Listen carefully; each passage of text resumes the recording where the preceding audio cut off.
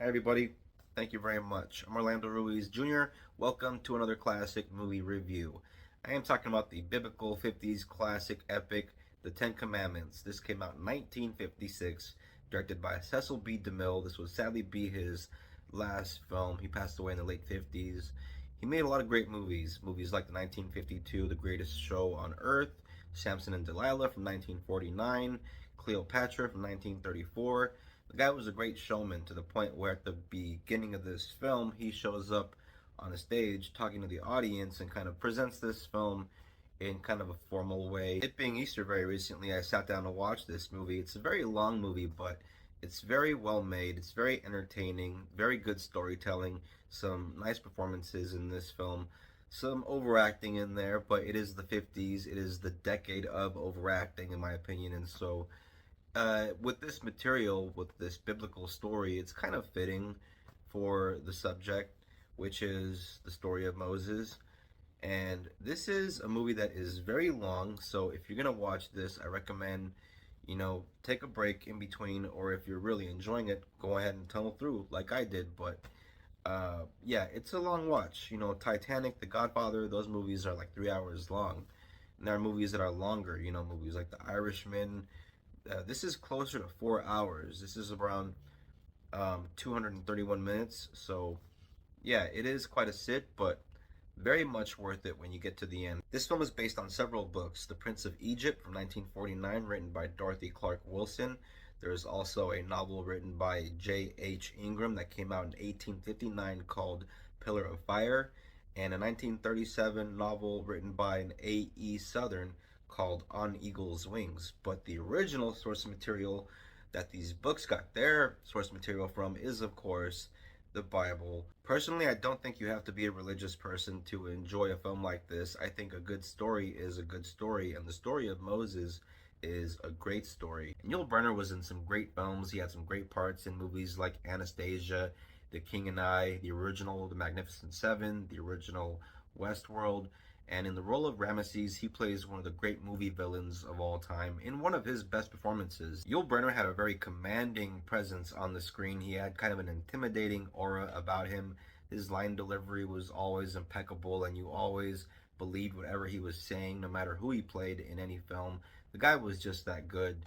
And as Ramesses early in the film, he learns that there is a deliverer coming to help out the people, the slaves, the Hebrews, and he can't have that. That's when the Egyptians decide that all of the newborn sons that are born Hebrew basically are going to be killed upon their arrival into the world. And so all the Hebrew mothers are scared and losing children, and one mother by the name of Yoshabel, sorry, I'm going to butcher some names because these are very old names. Yoshabel puts her newborn baby in a little basket in the river Nile. The little newborn Hebrew baby floats in the basket down the river, and luckily he is found by a very caring woman, an Egyptian woman, who saves the baby from the river and decides to raise the baby as her own son. The name of the woman is Bethiah, and she just happens to be the sister of the new-to-be Pharaoh Seti. And so this little baby is named Moses and grows up as a prince, and later on becomes a general, a very successful general. The more success that Moses has as a general, the more bitter and jealous Ramesses grows, and gets even worse after Moses has this big win with Ethiopia, and Seti, Ramesses' dad, is kind of gushing over it, and in order to kind of stick it to Ramesses for not doing such a great job with getting his city built for Seti, Seti gives the job over to Moses and puts him in charge of getting this city built. All of this kind of results in Ramesses having a lack of trust more and more in Moses, and it gets even worse when Moses has more and more sympathy the more he oversees things among the slaves as they're building the city for Ramesses' dad.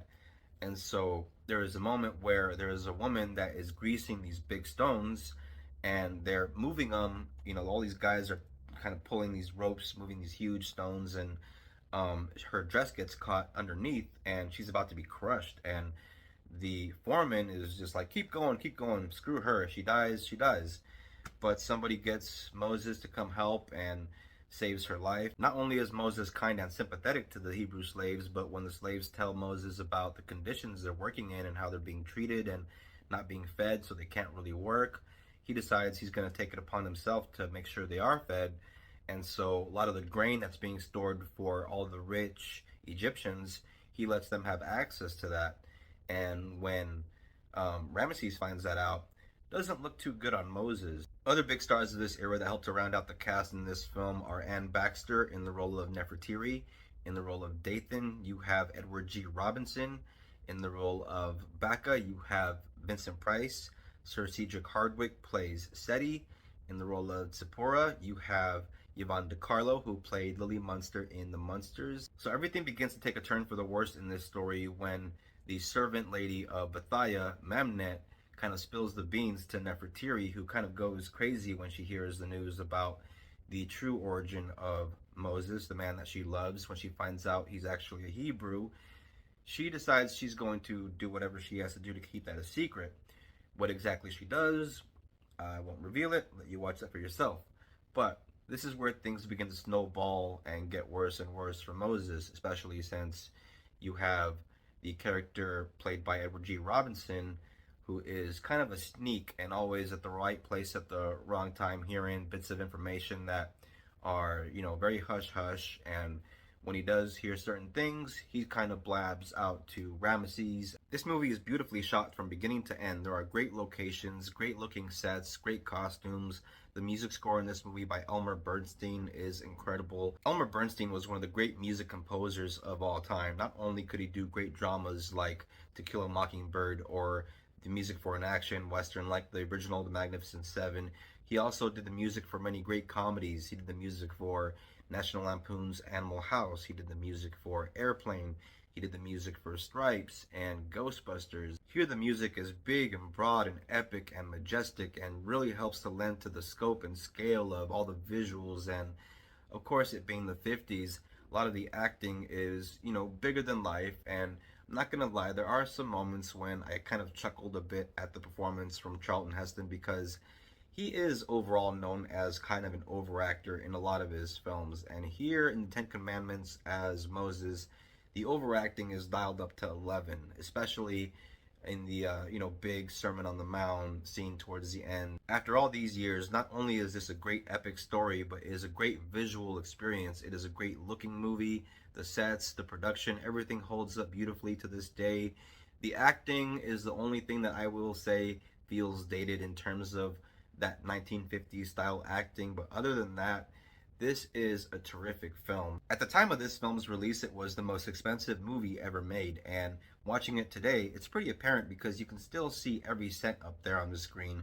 To this day, it still looks great. It was nominated for 7 Academy Awards, including Best Picture. I believe it won the Academy Award for Best Special Effects. Nowadays, I know the effects don't really hold a candle to CGI, but still, for 1956, great looking effects, especially at the end scene there with stuff I don't want to reveal because it's spoiler stuff. But yeah, the Ten Commandments from 1956. If you're a religious person or not, if you like movies, if you enjoy a good story, if you enjoy a good epic story, this is a movie you should see. Cecil B. DeMille's The Ten Commandments from 1956. I give it 4 stars. This is still a pretty popular movie for a very old film, so I'm sure you can still find this on streaming services. But like I'm always saying, if you want to get yourself a hard copy, you can never go wrong. This is my copy of The Ten Commandments on DVD. As you can see there, the great Charlton Heston as Moses. And yeah, that background is a bit of a spoiler, so don't look at that. Don't look. You don't see it all. You just look at him. The Ten Commandments. But yeah, that is all I have to say about that. Little Forrest Gump for you there. Thank you very much for watching this classic movie review. I always appreciate you. If you're into movies, if you're into this kind of thing, if you're new to the channel, hit the bell, subscribe. Please don't forget to comment, share, like. Always helps out the channel. If you're a returning viewer, thank you very much for supporting the channel. I always appreciate it. Please don't forget to look out for more classic movie reviews. Everybody take care of each other. Till next time, peace out. God bless.